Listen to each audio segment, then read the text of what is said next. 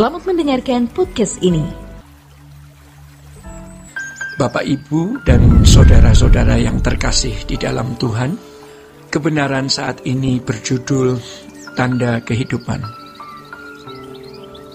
Saudara-saudara, di dalam pernyataan yang mulia Tuhan Yesus kepada setiap jemaat di kitab Wahyu, Tuhan kita Yesus Kristus berkata, "Menanglah kamu seperti aku menang."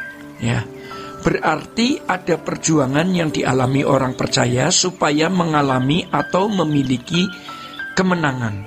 Ya, memperoleh mahkota kemenangan bukanlah hal yang mudah. Sebab itu orang percaya harus masuk dalam sebuah pertandingan.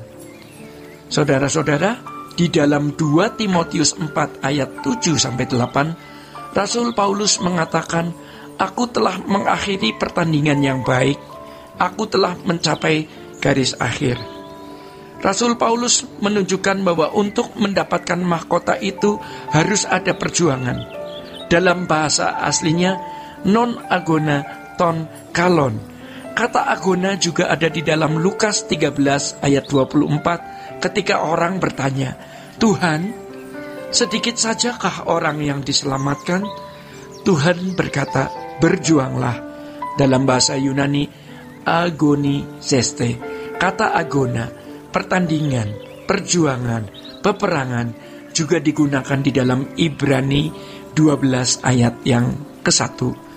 Karena kita mempunyai banyak saksi, bagaikan awan-awan yang mengelilingi kita, marilah kita menanggalkan semua beban dosa, semua beban dan dosa yang begitu merintangi kita, dan berlomba dengan tekun dalam perlombaan yang diwajibkan bagi kita. Saudara-saudara, jadi untuk memperoleh mahkota kebenaran, untuk bisa diakui bahwa kita telah melakukan kebenaran sama dengan melakukan kehendak Bapa, kita harus berjuang. Perlombaan, berjuang, melakukan perlombaan yang diwajibkan. Sampai akhirnya kita bisa berkata, seperti Paulus berkata, "Aku telah mengakhiri pertandingan yang baik." Ada banyak pertandingan dalam hidup ini, tetapi tidak semua pertandingan yang baik, dan tentu tidak wajib, bahkan mestinya tidak boleh dibuat wajib. Pertandingan yang wajib adalah pergumulan bagaimana kita memiliki kehidupan yang sesuai dengan kebenaran, sesuai kesucian Allah, sehingga mendapat pengakuan, "Ini anakku yang kukasihi, ini anakku yang kukasihi, kepadanya aku berkenan." Dan terkait dengan ini Paulus di dalam 1 Timotius 6 ayat 12 berkata, "Bertandinglah dalam pertandingan iman yang benar dan rebutlah hidup yang kekal." Kita yang harus merebut, bukan pasif mendapat hidup yang kekal. Jangan saudara berpikir percaya Yesus sebagai Tuhan dan Juru Selamat otomatis dapat hidup kekal. Hal ini bisa bertentangan dengan tulisan Paulus, "Bertandinglah supaya dapat merebut hidup yang kekal." Jadi saudara-saudara, sejak hidup di bumi, sejatinya seseorang sudah memiliki tanda-tanda kehidupan atau tanda-tanda kematian. Kalau orang tidak mempersoalkan kekekalan, ia sudah tidak peduli apakah ada tanda-tanda kehidupan atau tanda-tanda kematian.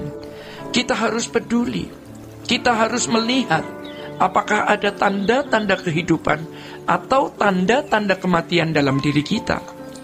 Seperti Paulus yang berjuang untuk memiliki kebenaran Tuhan, ia berjuang dan ia bisa memperoleh mahkota kebenaran. Sejak di bumi telah tersedia bagiku. Itu tanda-tanda kehidupan. Itu tanda-tanda kehidupan Paulus sudah tampak. Itulah yang menjadi kemuliaan di dalam kerajaan surga. Inilah yang dikatakan Tuhan Yesus dalam surat Yakobus sebagai mahkota kehidupan. Sejak di bumi ini sudah tampak kebenaran, kemuliaan, dan hidup sebagai anak-anak Allah yang nanti layak menerima mahkota kehidupan. Saudara-saudara, kalau seseorang tidak peduli kebenaran, dan berbuat semaunya, ia tidak bisa diajar lagi. Dia tidak layak menerima kemuliaan. Dia tidak layak memiliki hidup kekal. Tetapi kalau kita peduli untuk mengerti kebenaran, apa yang Allah kehendaki untuk kita lakukan, maka kita sudah memiliki kemuliaan sejak di bumi. Sayang ya, hampir semua orang menaruh kemuliaannya pada gelar, pada pangkat, pada kehormatan, pada kekuasaan, di rumahnya, pada mobil, pada penampilan, pada baju, arloji, sepatu, dan pada hal yang fana.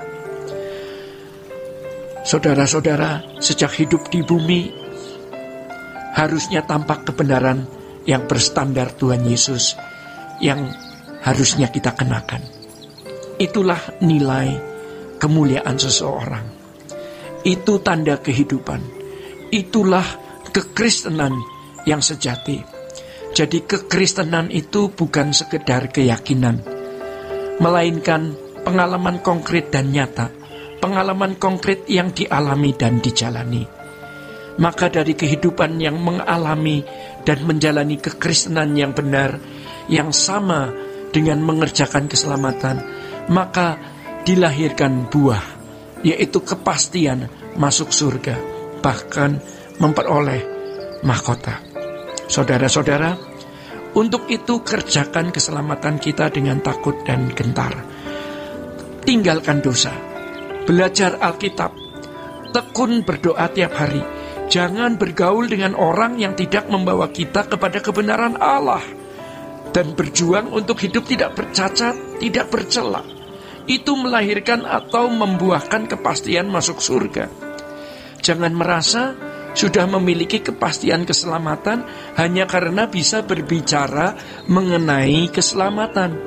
Sebab faktanya, jemaat hari ini yang sudah terbiasa dengan keyakinan dan itu dinyatakan sebagai standar moral, sudah yakin selamat, benar-benar selamat.